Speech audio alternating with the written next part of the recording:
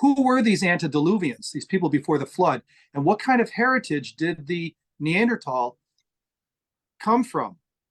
And my answer is that this technology, this intelligence, came from us before the flood, far exceeding anything that we can even show today as far as an IQ of over 200. Dr. Carl Baugh put together a study to see what the possible IQ was of the people before the flood, i.e. Adam and Eve.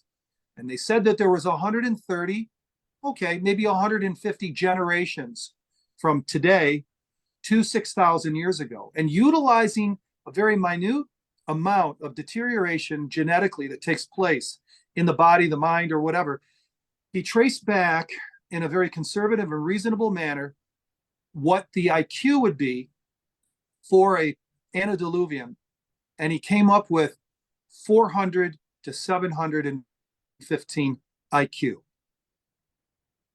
So the people shortly after the flood had a higher IQ and robustness that we see today, which I believe helped in making the pyramids of Egypt, that helped in the the megalithic structures in Lebanon and in Peru that we puzzle over and wonder why it wouldn't be so easy to do it today.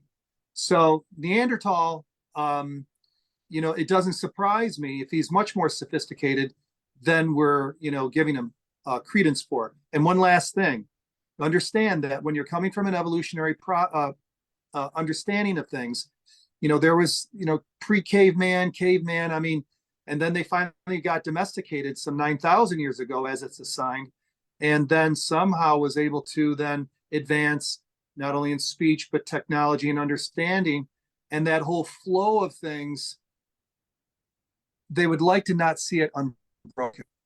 Mm-hmm. Because it messes things up when you all of a sudden show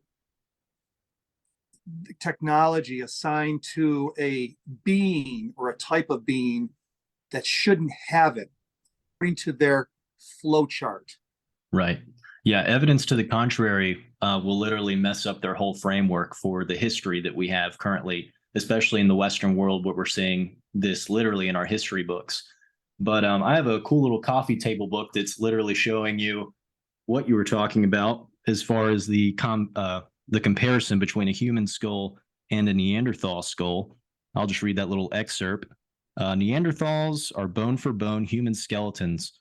The only difference are that the bones were thicker, stronger, more durable.